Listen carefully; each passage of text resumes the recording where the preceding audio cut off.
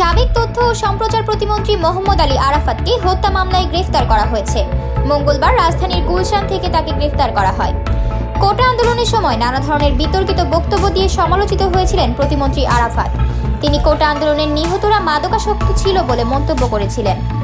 একই সঙ্গে কোটা বিরোধী আন্দোলনকারীরা দফায় দফায় দাবি পরিবর্তন করছে বলে জানিয়েছিলেন মোহাম্মদ আলী আরাফাত। তিনি বলেছিলেন, তারা এক একবার রাষ্ট্রের বিভিন্ন অঙ্গের কাছে দাবি জানাচ্ছে।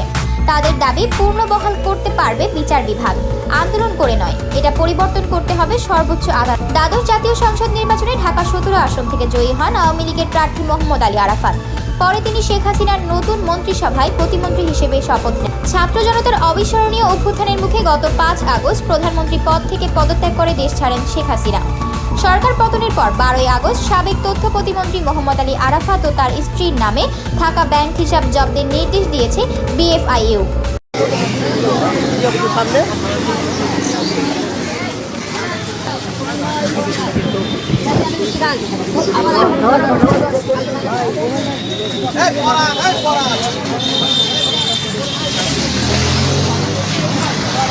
আমরা আসলে আরাফাতকে রিমান্ডে নিয়ে পুলিশের মাধ্যমে শুনতে চাই যে জয়ের সম্পদ আর কোথায় কোথায় আছে, কোন কোন দেশে কিভাবে এই সম্পদগুলো রেখেছে, তার প্রত্যেকটি তথ্য আমরা মনে করি আপনার আরাফাতের কাছে রয়েছে।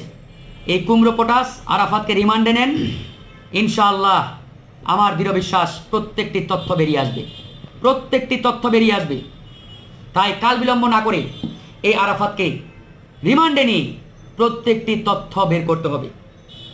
এদের প্রত্যেকের সম্পদ বাজেয়াপ্ত করে, আর যদি সেই সম্পদ বিদেশে পাচার করে হয়ে থাকে, সেই পাচার করা অর্থ বাংলাদেশে ফিরিয়ে আনতে হবে। বাংলাদেশে ফিরিয়ে এনে এই সম্পদ দিয়ে আমরা বাংলাদেশকে বিনির্মাণ করব, এই দেশকে পুনর্গঠন করব। একই সাথে বাংলাদেশের মাফিয়া শিল্পগোষ্ঠী যারা, এদের সম্পদ বাজেয়াপ্ত করে ক্রোক করতে হবে। বিশেষ করে S Alam group, Beximco group, Bashundhara group, summit group, এরকম যে সকল মাফিয়া গ্রুপ রয়েছে, এদের প্রত্যেকের সম্পদ ক্রোক করতে হবে অনতিবিলম্বে। আমার বুঝে আসে না অর্থ উপদেষ্টা, অর্থ মন্ত্রণালয়, বাংলাদেশ ব্যাংক কেন কাল বিলম্ব করছে? হোয়াই? উদ্দেশ্যটা কি? ইতিমধ্যে দু একটা রাজনৈতিক দল, কয়েকজন নেতা দেখলাম তাদের শেল্টার দেওয়ার চেষ্টা করছে। কেউ যদি এই মাফিয়াগুলোকে শেল্টার দেওয়ার চেষ্টা করে, আমি ছাত্র জনতাকে উদাত্ত আহ্বান জানাচ্ছি, তাদের পিঠের চামড়া আপনারা তুলে নেবেন। কোনো মাফিয়ার জায়গা বাংলাদেশে নেই, কোনো খুনির জায়গা বাংলাদেশে নেই, কোনো চোরের জায়গায় বাংলাদেশে হবে না, কোনো ডাকাতের জায়গা বাংলাদেশে হবে না, কোনো পাচারকারীর জায়গায় বাংলাদেশে হবে না। যে বা যারা এই খুনি পাচারকারীদের আশ্রয় স্থল হওয়ার চেষ্টা করছে, তাদেরকে শেল্টার দেওয়ার চেষ্টা করছে, আমরা জানি। ইতিমধ্যে এই শিল্প গ্রুপগুলো মানে লাখ লাখ নয় কোটি কোটি টাকা বিনিয়োগ করছে এই নেতাদের পিছনে, তারা যাতে এই শিল্প গ্রুপগুলোর বিরুদ্ধে না বলে, তাদের পক্ষ হয়ে কথা বলে। আমরা সব তথ্য জানি। মাসে মাসে মাসুহারা দিচ্ছে লক্ষ কোটি টাকা। আমরা তাদের উদ্দেশ্যে বলতে চাই, কেউ যদি এই মাফিয়া শিল্প গ্রুপগুলোর পক্ষে মানে আপনার কি বলে ওই চাটুকারিতা কিংবা দাদাগিরি করে, এদের বিরুদ্ধে আমাদের রুখে দাঁড়াতে হবে বন্ধুগণ। এরা এই দেশটাকে ধ্বংস করে দিয়েছে। আজকে এস আলম গ্রুপ দেখেন, এই এস আলমের প্রত্যেকে বাংলাদেশের নাগরিকত্ব ত্যাগ করেছে তারা 2022 সালে। তার ছেলে মেয়ে বউ কেউ বাংলাদেশের নাগরিক না। তো যে বেটা বাংলাদেশের নাগরিক না, এই বেটার এই দেশ নিয়ে ন্যূনতম মায়া, মমতা, বোধ, ভালোবাসা থাকবে? আপনারা বলুন। টাকার বিনিময়ে সিঙ্গাপুরের নাগরিকত্ব কিনেছে, আরেকটা দেশের নাগরিকত্ব কিনেছে, তারা সব উড়াল দিয়েছে, কেউ নাই দেশে। এই চোরের দল, ডাকাতের দল বাংলাদেশটাকে লুটপাট করার জন্য আসে, আর এদের শেল্টারকে দিয়েছিল খুনি হাসিনা। তো এরকম বড় বড় শিল্প গ্রুপগুলো খুনি হাসিনাকে টাকা দিয়ে, বিলিয়ন বিলিয়ন ডলার দিয়ে এই দেশটাকে লুটপাট করেছে, এই দেশটাকে এক প্রকারে চুষে খেয়েছে। তো এখন আমরা বলতে চাই, যে বা যারা, যে নেতাগুলো ইতিমধ্যে এই বসুন্ধরার কাছ থেকে টাকা খাওয়া শুরু করেছে, আমরা জানি ইতিমধ্যে অনেকেই টাকা নিচ্ছেন, তাদেরকে টাকা দেওয়া হচ্ছে। 1 টাকা 2 টাকা নয়, কোটি কোটি টাকার মামলা। তারা আবার দালালি করা শুরু করেছে। একজন সাংবাদিক বিএনপি পন্থী, সে নিজে বসুন্ধরার সাফাই গিয়েছে, বসুন্ধরার মালিকের সাথে গিয়ে অনেক দেন দরবার করেছে।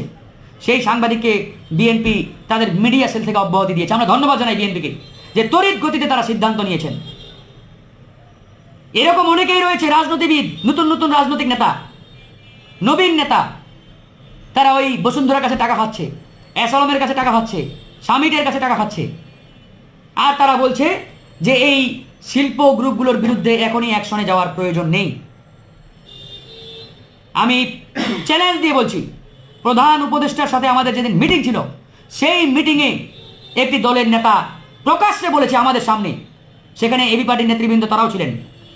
আমি যদি মিথ্যা বলে থাকি, এবি পার্টির আহ্বায়ক, সদস্য সচিব তারা রয়েছেন, তাদেরকে জিজ্ঞেস করতে পারেন যে ফারুক হাসান এই তথ্যটা দিয়েছে, এটা মিথ্যা না সত্য।